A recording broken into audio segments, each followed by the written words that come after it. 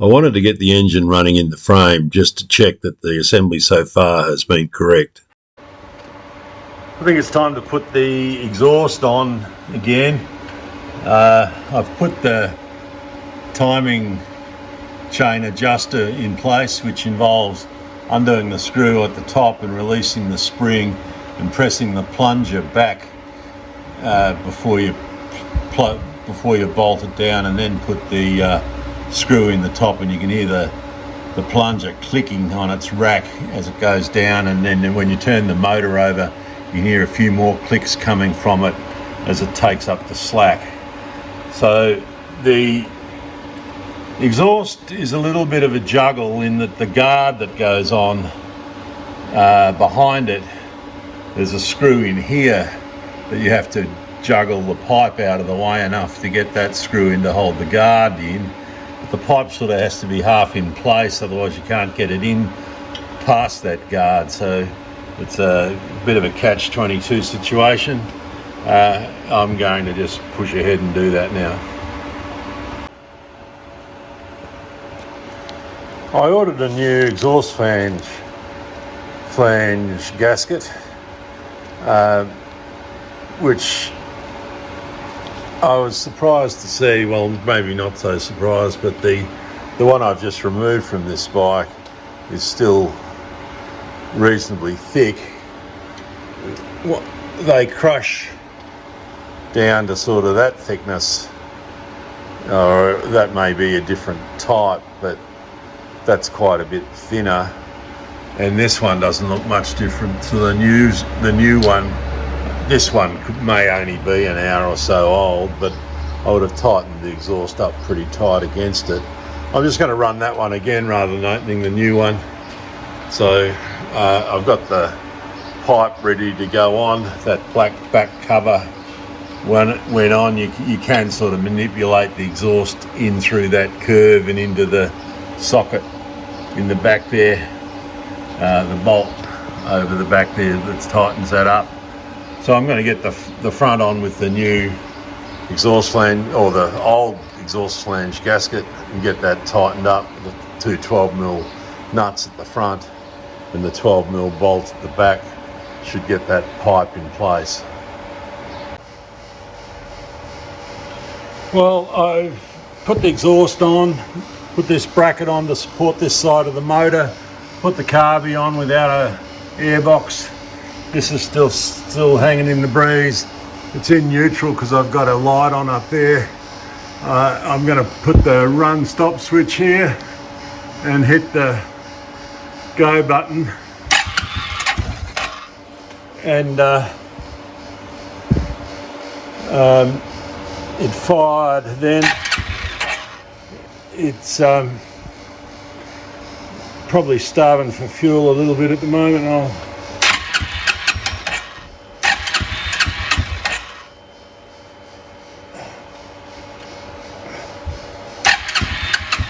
Needs a little bit of throttle, I think.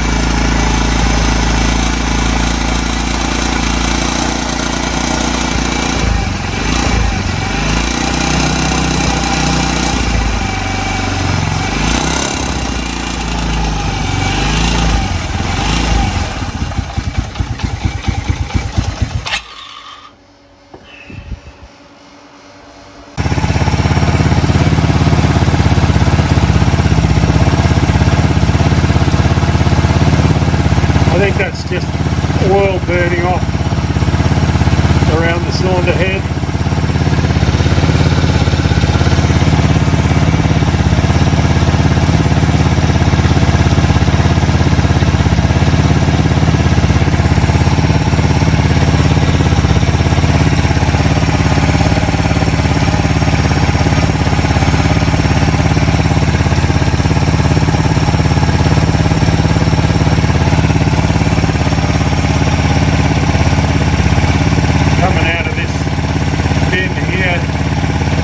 I think is around the top of the exhaust.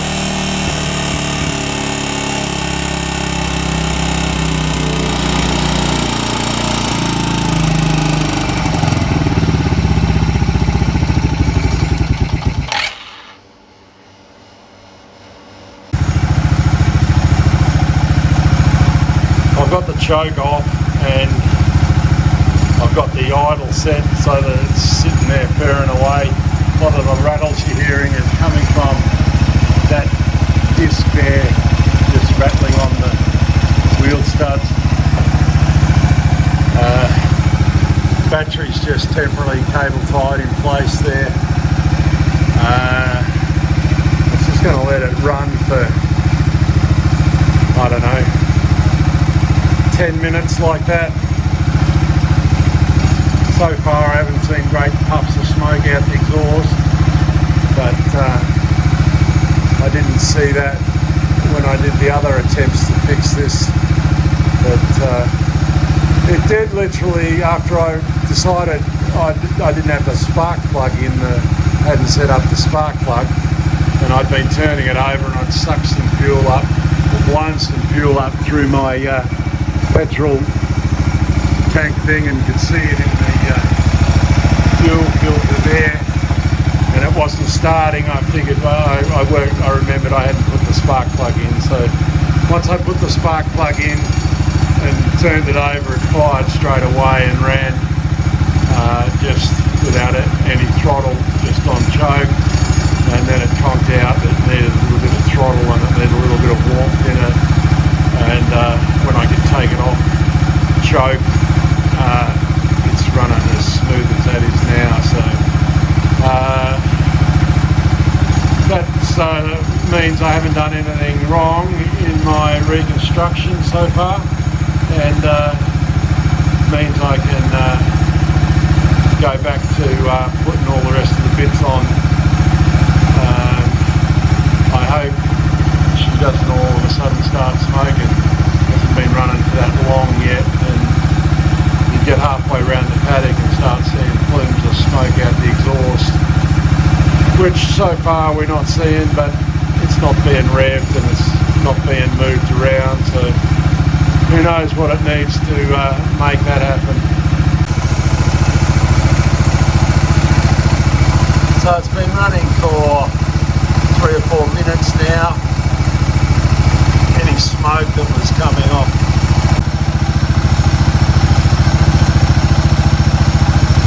still a little bit of smoke visible out the other side there. It's coming from around the exhaust,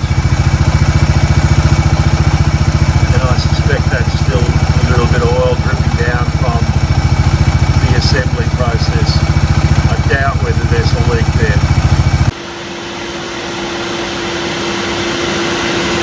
I've shot the pneumatic fan in there just to give it a bit of a cool down.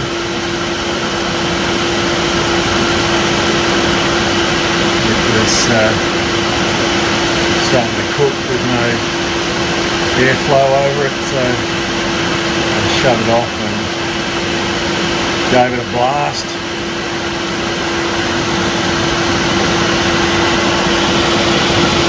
The 30-year-old fan still does a good job.